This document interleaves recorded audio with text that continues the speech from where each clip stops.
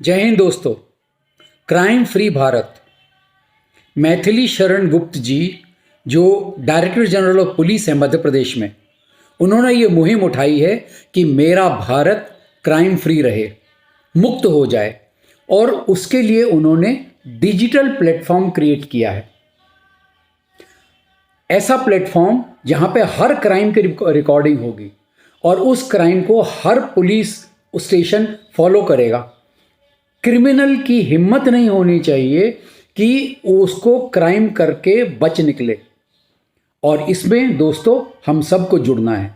Crime free Bharat दोस्तों, मेरा देश मेरी जिम्मेदारी।